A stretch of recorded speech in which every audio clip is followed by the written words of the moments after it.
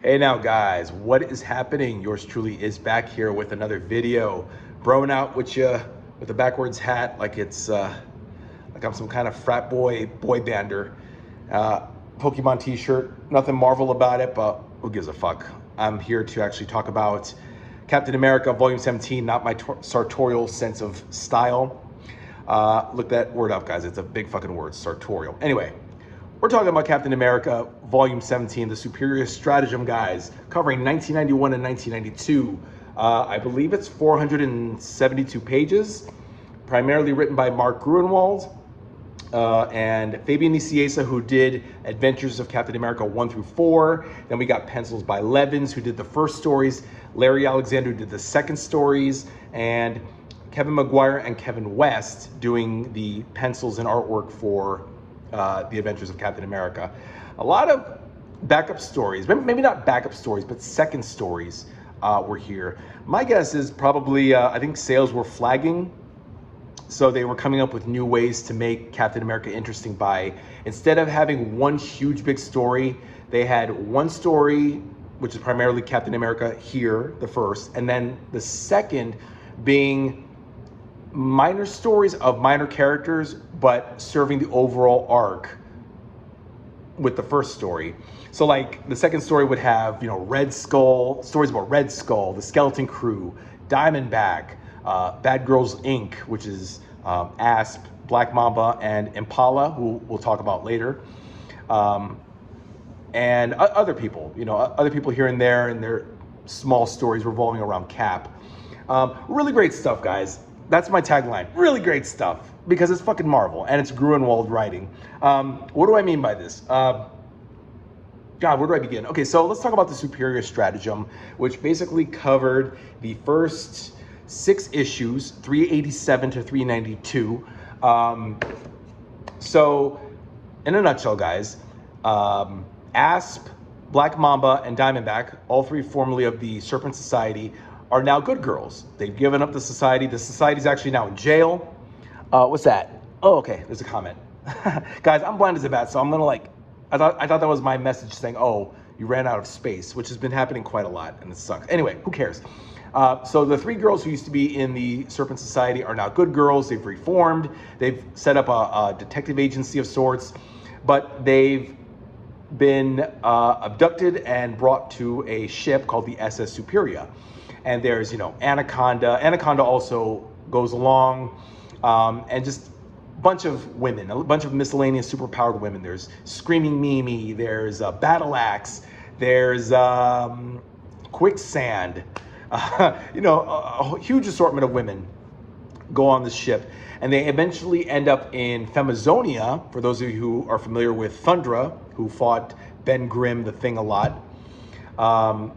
Basically, Thundra's ancestor is this chick named Superia, who is a psychotic feminist, probably a lesbian cunt who hates men and wants to see men as inferior beings. I love women, by the way. I have nothing against women. Well, I have problems with people, but again, that's beside the point, guys. I'm the kind of person that just doesn't like people, So what I'm saying is what I said about women is not really, or about Superia, doesn't really translate to all women. I know there's some good women and good men, just like there are bad women and bad men. But again, I digress as always.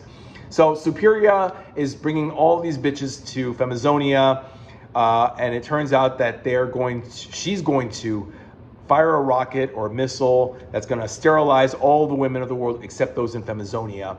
So that way people will come to Femazonia and look upon it as a higher power and rule. It's a dictatorship, basically. Why she chooses these girls, other than that they're super powered and they're hot, I don't know. But what's funny is, along for the ride with Cap is not Falcon, not Demolition Man, not Nomad, it's Paladin. And I love Paladin, guys. Love Paladin. Paladin is like Deadpool, but with a cheesier, shitty costume. That purple mess that Paladin wears has got to go. I don't know what Paladin looks like nowadays in the modern era, like in the last 20 years. If you guys know, please leave a comment and let me know what you think. His costume is horrendous. That black and purple get up with the goggles, get the fuck out of here. But he's like Deadpool, basically. He was Deadpool before there was Deadpool. And a lot of quips, a lot of jokes. He's an assassin, and he really complements Cap very well. At one point, they both get captured, and Superia prepares them for a sex change. Like, she's really going to turn Cap and Paladin into women. And I was coming up with some names. Like, Steve would probably be Stephanie Rogers, and Paladin, I don't know what Paladin's real name is. Paladina, you know, with tits and blonde hair. But yeah, like, this bitch Superia is a psycho, but it was so much fun. It's so much fun seeing all these women and seeing these two men going up against all these women and kicking ass. Of course, you know, Asp, Black Mamba, they all help. Diamondback meets this woman named Snapdragon who almost kills her. Like, she throws her over the boat, the ship. She almost drowns, but she's saved by this other chick named Ion. A lot happens. At one point, Cap and Paladin and John Jameson are stranded out to sea, and they fight, who is it? Moonstone, the Carla Sofin, and some chick named Blackwing, right? Blackwing? It's funny because there was a Blackwing that shows up later with Jack-o'-lantern later on. And then there's like this whole mess with the Red Skull. So it's basically Superia and the Red Skull. And once again, guys, just like I said in the volume 16 review, and I think volume 50, it's like, it's always fucking Red Skull. Does Cap have any other villains besides Red Skull? The answer is yes, he does. But for some reason, Grunwald has this big boner hard-on for Red Skull. It's every volume there's Red Skull. I'm sure the next volume, volume 18, which is Blood and Glory, I have it somewhere. I brought it with me because I'm not going to be back at my place. Anyway, you know, and I'm sure the Red Skull is going to show up in Blood and Glory. I don't know, guys. But sheesh, I love the Skull, by the way. He's such an evil son of a bitch. But man, enough. Like, go away, Red Skull. But we got the Skeleton Crew. We got Crossbones, who's awesome. We got Mother Knight, who's a little bit of a pansy. She's so in love with Red Skull. Red Skull has now busted Viper out of jail, the former Madame Hydra, out of jail, and now he's, what was it? The last thing I read, he's tied up to a torture device and has Viper control the torture. It's like, what, dude? Do you know who she is? She's gonna like leave you there to die. But Red Skull's like, I don't give a fuck. So I'm thinking there's some kind of Mickey Mallory, you know, Natural Born Killers, crazy vibe there, Bonnie and Clyde there, which is cool. Like, wow, Red Skull and the Viper, they got something going there. At one point, Skullhouse has disappeared because Arnim Zola pocketed. I don't get it. Arnim Zola, I guess, shrank the house down and took it with him. So then Cap goes into the basement and fights Jack-o'-lantern, and Jack-o'-lantern who fought Spider-Man, for those of you who don't know. Jason Macendale before he became Hobgoblin. And yeah, Blackwing, but it's a dude who claims to be the Red Skull's son. So I'm a little confused there. I mean, like, what? But pretty much from 387 to 397. It's 387 to 392, that's Superia, and then 393 to 397, that's all Red Skull. And there's a lot of backup stories with, hey baby, check it out guys, let me show you real quick.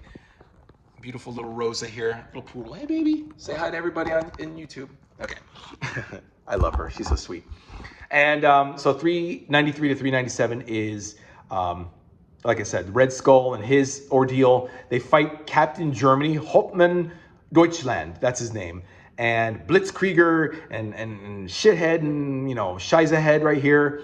You know, there's, you know, and they create a mock trial to put Red Skull on this, you know, on trial for his crimes. But then he gets loose because Arnim Zola has his bioplastoids pose as the Avengers, and then his name is Hauptmann Deutschland, but I call him Captain Germany because that's what it is in German.